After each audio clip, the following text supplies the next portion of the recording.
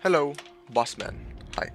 So, I wanted to talk about a really strong hand cannon that just came out from Iron Banner, which is arguably one of the most looked down upon archetypes, the 180.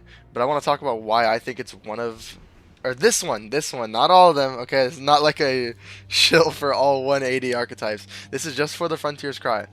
What I think the 180 archetype did right here, but for a different reason than it was trying to achieve. And that's because of the Iron Banner perks and the range stats on it and what this one did differently than other 180s that made it strong because what hand cannons favor, which is range.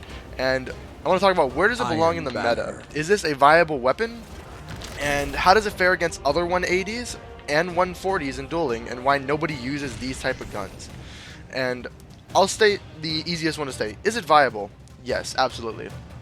So, stat speaking, with no damage fall off from 120s to 180s, they have the same time to kill at 1.0, according to blueberries.gg, which I'll show you some stats, I'll show you some things at the end here that demonstrate that, but they have the same time to kill. Now, what is the one thing that this 180 did right? And that is range. This 180 has Iron Reach with a couple other perks that make it the strongest 180 archetype just because of its range. And this 180 has almost no range fall off, which is absolutely insane. No, I died. And this one has absolutely like almost any range damage fall off. Of course, when you're going to extreme ranges against pulse rifles, scouts, and things like that, it's going to have fall off. But generally speaking, like from this range right here, I hit what I usually hit, but I'm doing bad, of course. That guy was using a 182. How ironic, because I'm talking about this. But yeah, arguably this 180's strongest trait, at least for the Frontier's Cry, is its range stat. You're able to get something like Iron Reach accurized on it, and then some other really good barrels like Full Bore, which allow it to be probably the strongest archetype, or the strongest in its archetype, just because of its range stat.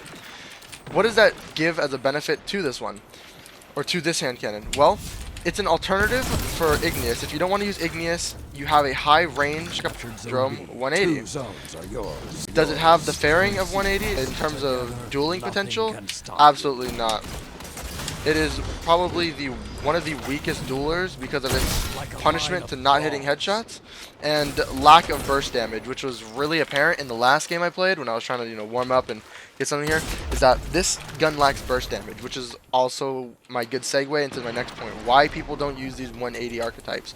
It's because of its burst damage that's lacking when in duels, in quick peeking. And the most clear, easy example I could put of that is that while a... Ooh, right there. I need to back up though, there's like a lot of people coming here. The biggest, arguably the biggest trait of a hand cannon is its burst damage dueling potential, which is peeking in, getting damage in, and then peeking away, or not peeking. And this hand cannon just lacks in that. It sucks. It's absolutely terrible. It on a clean piece of paper. On a clean piece of paper, has 58 damage headshot when peeking in, and when not peeking, or while other hand cannons have 70 burst damage when peeking, and that already increases the time to kill on this hand cannon. So when you're peeking in and out of cover, you're only doing 58, while your enemy is doing a 70 headshot damage, or 70 damage headshot. Another display of the range right there, not falling off at that distance with a 180 is very strong. So while you're peeking in and out of cover, you're only doing 58, while your enemy is doing 70 headshot damage to you. That already in itself increases your time to kill, because you're doing way less damage than him. Oh, I missed the shotgun shot. So that already decreases the dueling potential, which makes it a weaker archetype. If you're not able to duel and confidently challenge fights like you can with a Palindrome, like you can with other hand cannons, then you're already at a disadvantage, which makes it one of the most underused archetypes, and that's one of the reasons why.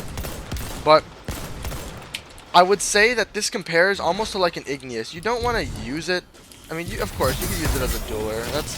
one of its main potentials, or one of its main uses, but you'd want to use it as a follow-up gun, something to assist with, or to finish off fights, or just to kind of team shot with your teammates, work with your teammates.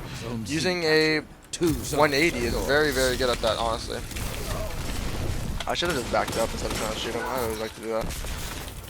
But that's how the gun should be used.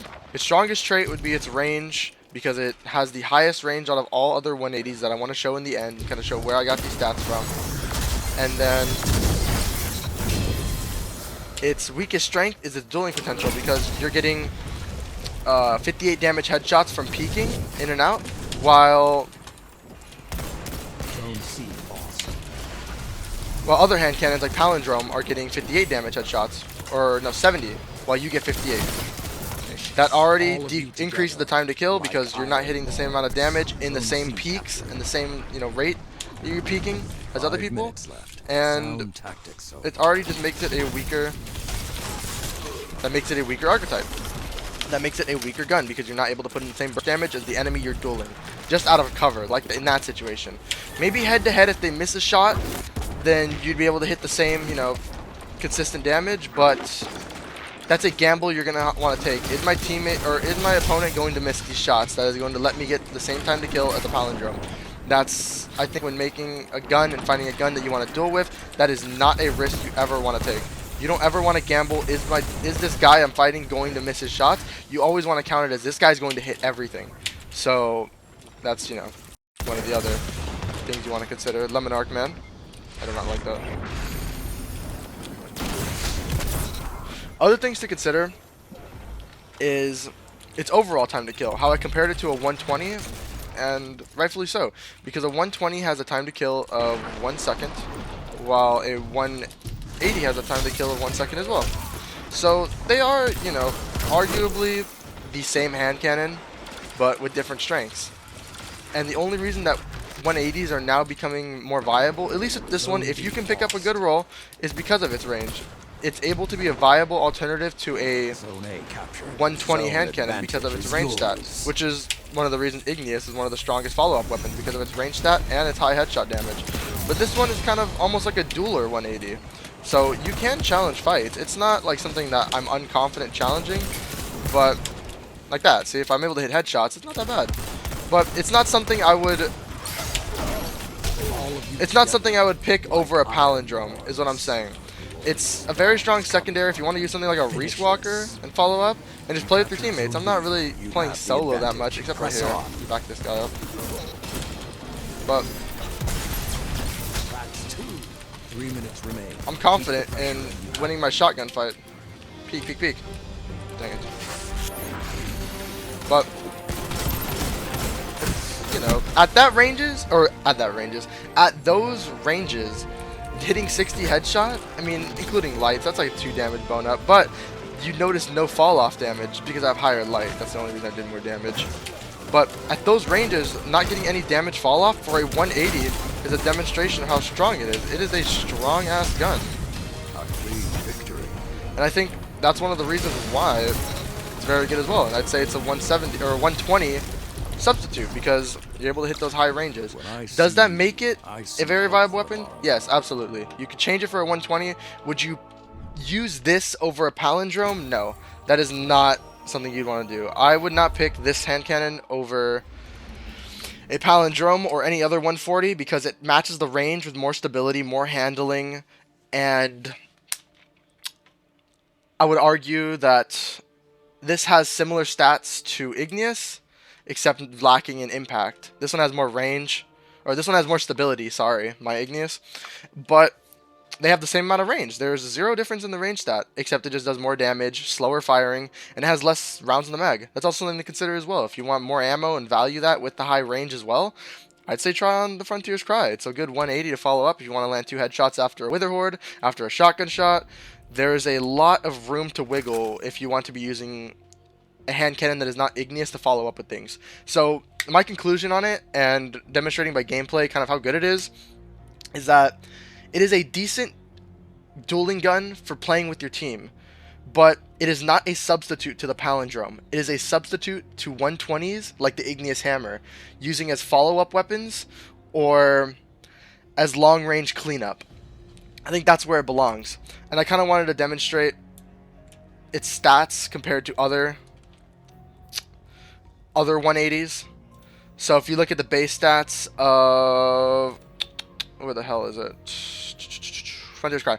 57 base range. That's like nothing like special. What do you got? Like Hammered Forge, Tactical Mag against the other 180, Survivor's Epitaph. That's already almost 10 range, 9 range higher than Survivor's. It's already pushing out the range to kill even more. If we look at maybe one more, we'll check out one more. Nature of the Beast, A180, yeah, 42 range compared to 48 Survivors and 57 Frontiers. So, purposely put in the Frontier's Cry as a weapon to combat something like a 120 if you want to use something differently. Or something different. I don't know why I said differently. If you want to use something different other than a 120, but want to have the range of a 120, like a follow-up weapon. It's a great follow-up weapon, but for dueling, I would always choose instead of Palindrome. I mean, it's just a better weapon for dueling. Okay? But if you want to use something that is not a 120 follow-up, then I'd recommend using Frontier's Cry instead of Igneous. And yeah, that's my opinion on it. Should be a substitute for Igneous, not for Palindrome. Very strong range weapon, and you'll be noticing the damage fall off is minuscule. It's almost like you're using a Palindrome, but not with the damage. So, yeah, that's all I wanted to talk about. I want to talk about how strong this gun is. If you get a good roll, pick it up, keep it, use it a little bit, try it with Witherhoard. Have another video on that. You go check that out. That's a funny little show there. And yeah, that's all I want to talk about. Thank you so much.